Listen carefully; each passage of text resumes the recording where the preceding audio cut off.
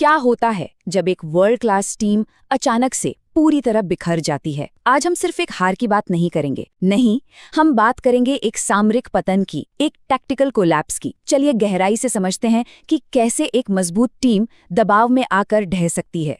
और देखिए, ये बात हम नहीं कह रहे, ये स्रोत का एक सीधा कोट है और यही हमारे आज के विश्लेषण का आधार है। ये कोई करीबी मैच नहीं था, नहीं, ये तो एक तरफा दबदबा था जहां एक टीम ने दूसरी टीम को खेल के हर डिपार्टमेंट में मात दे दी।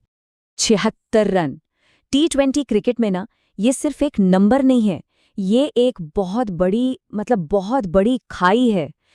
ये वो नंबर है जो बताता है कि एक टीम ने पूरी तरह से मैच पर कंट्रोल कर लिया था और दूसरी टीम के पास कोई जवाब ही नहीं था। तो चलिए सबसे पहले नंबर्स पर ही नजर डालते हैं, देखते हैं कि ये आंकड़े असल में कहानी क्या बता रहे हैं इस चौंकाने वाली हार की। स्कोरबोर्ड देखिए, कहानी बिल्कुल साफ है। एक तरफ साउथ अफ्रीका 187 पर 7 और दूसरी तरफ इंडिया सिर्फ 111 पर ऑल आउट। मतलब साउथ अफ्रीका ने न सिर्फ एक बड़ा स्कोर खड़ा किया, बल्कि उन्होंने भारत की मजबूत मानी जाने वाली बैटिंग लाइनअप को तहस-नहस कर दिया। तो अब आते हैं सबसे जरूरी सवाल पर, ये पतन हुआ कैसे? आखिर भारत के लिए ये चेज इतना गलत गया कहाँ? ये सिर्फ कुछ विकेट गिरने की बात नहीं थी, नहीं, ये तो एक चेन रिएक्शन था जिसने पूरा मैच ही पलट दिया। देखिए, कोई भी बड़ा टारगेट चेस करने का ना एक सीधा सादा फॉर्मूला होता है। पावर प्ले में अच्छी शुरुआत चाहिए, बीच के ओवर्स में स्ट्राइक रोटेट करते रहना होता है और सबसे ज़रूरी प्रेशर में शांत दिमाग से फैसले लेने होते हैं। और भारत वो इन तीनों ही पैमानों पर बुरी तरह से फेल हो गया।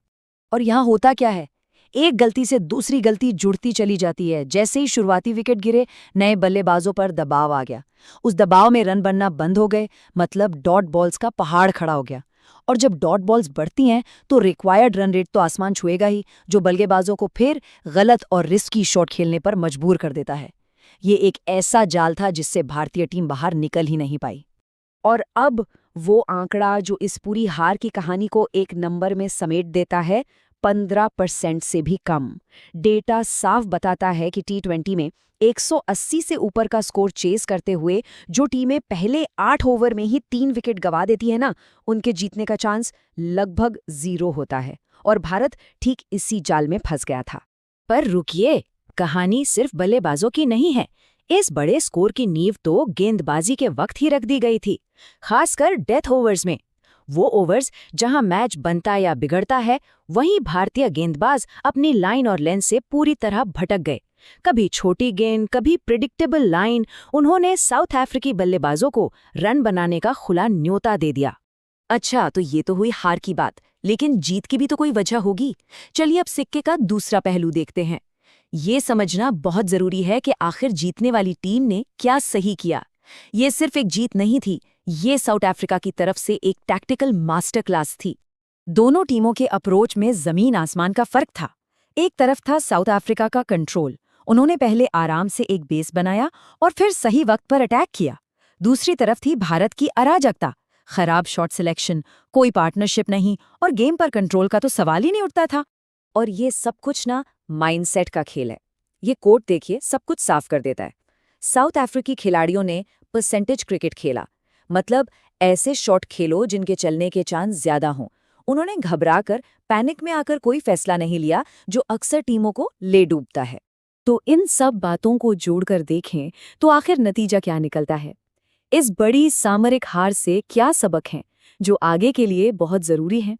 और शायद ये एक लाइन इस पूरे मैच की कहानी बता देती है।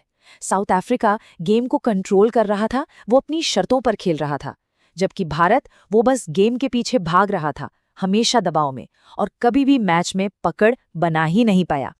तो आगे क्या? ये हार एक वेकअप कॉल है।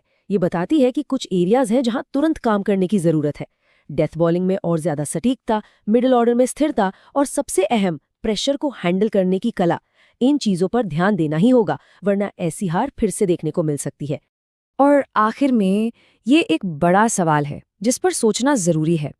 क्या ये सिर्फ एक बुरा दिन था जहां खिलाड़ी अपने प्लान को मैदान पर ठीक से लागू नहीं कर पाए, या फिर ये एक गहरी, एक बड़ी समस्या की तरफ इशारा करता है, एक ऐसी स्ट्रैटेजी जो शायद शुरू से ही गलत थी? इस सवाल का जवाब ही